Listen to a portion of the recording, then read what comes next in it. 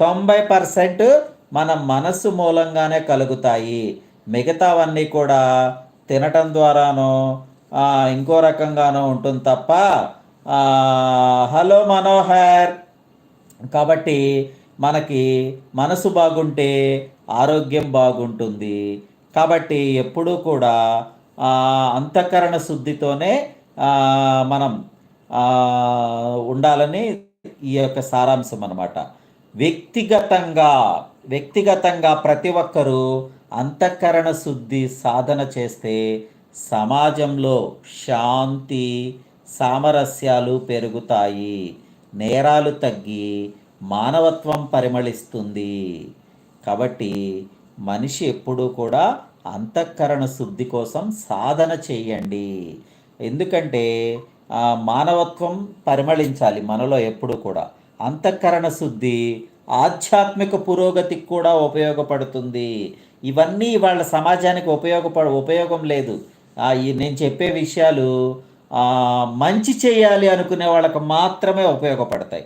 సమాజంలో స్వార్థ చింతనతో, స్వార్థంతో, కకావికలమయ్యే మనసులతో ఉండే వాళ్ళకి లైవ్లో చాలామంది అలా వచ్చి ఇలా చూసి వెళుతూ ఉంటారు చూసారా, అది కకావికలమైన మనసు.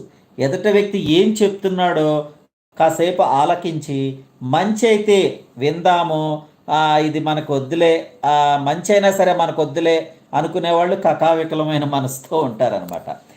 మంచి అయితే విందామని వింటారు చూసారా, వాళ్ళు అంతఃకరణ శుద్ధి కలిగిన వాళ్ళు. కాబట్టి అంతఃకరణ శుద్ధితో ఉంటే ఆధ్యాత్మికమైన విషయాలు కూడా మనకి బాగా పెరుగుతాయి. ఇది జ్ఞానం పొందటానికి, ఆత్మ సాక్షాత్కారానికి మార్గం సుగమం చేస్తుంది. ఆధ్యాత్మిక మార్గం వల్ల మనకి ఆధ్యాత్మిక పురోగతి పెరగటం మూలంగా జ్ఞానం పొందుతాము, మరియు ఆత్మ సాక్షాత్కారం కూడా పొందుతాం. ఆత్మ సాక్షాత్కారం పొందటం అంటే భగవంతుణ్ణి మనలోనే చూసుకోవటం. అది తెలిసిన రోజు ఈ లోకం పట్ల, అలౌకిక విషయాల పట్ల మనకిక రెండూ ఒకటే అవుతాయి అన్నమాట. చెడు మంచికి తేడా కూడా తెలియకోకుండా ఓన్లీ వన్ అవుతుంది. ద్వంద్వం ఉండదు, ఒక్కటే ఉంటుంది. భగవంతుడు ఒక్కడే, అనేకం ఉండవు, ఒకటే అవుతుంది. అదే తెలుసుకోవటము అంతఃకరణ శుద్ధిగా ఉండటం ద్వారా జరుగుతాయి అని చెప్పేసి ఇక్కడ మనకి తెలుస్తుందన్నమాట. కాబట్టి అంతఃకరణ శుద్ధి అనేది ఆధ్యాత్మిక భావన మాత్రమే కాదు.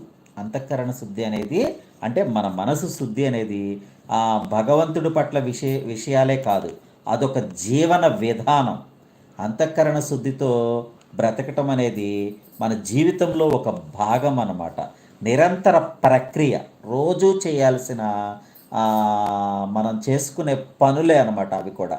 దాన్ని అనుసరించడం ద్వారా మరింత అర్థవంతమైన, శాంతియుతమైన జీవితాన్ని గడపొచ్చు అనేది ఈ యొక్క సారాంశం.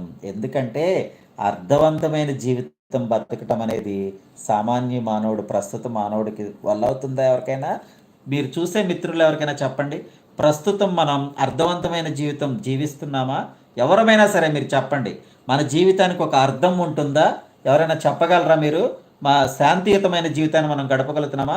నా జీవితంలో శాంతి ఉంది, అశాంతి లేదు అని ఎవరైనా మీరు చెప్పగలరా? గుండెల మీద చేసుకుని చెప్పండి. అంతఃకరణ శుద్ధితో బ్రతికితే అవి కంపల్సరిగా మనకి తోడవుతుంది అన్నమాట.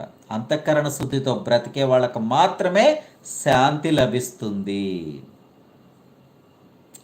కాబట్టి అంతఃకరణ శుద్ధితో మనిషి బ్రతకాలి అనేది నా యొక్క ప్రగాఢ సారాంశం అన్నమాట. నేను బల్లగుద్ది మరీ చెప్తున్నా, శాంతియుతమైన జీవితం, అర్థవంతమైన జీవితం బ్రతకాలి అంటే అంతఃకరణ శుద్ధితో మన మనసుని ప్రశాంత చిత్తంతో బ్రతకగలగాలి. అదే నేను చెప్పేది. కాబట్టి ఎవరు కూడా మీరు వేరే సంకోచాలు వద్దు. నేను ఇలా మాట్లాడుతున్నానని చెప్పేసి ఎవరు తప్పుగా అనుకోవద్దు. మనసుని ప్రశాంతత చేసుకుంటే అర్థవంతమైన జీవితం దొరుకుతుంది, శాంతి జీవితం దొరుకుతుంది. కాబట్టి అలజడులు లేని ప్రశాంత జీవితాన్ని బ్రతకటానికి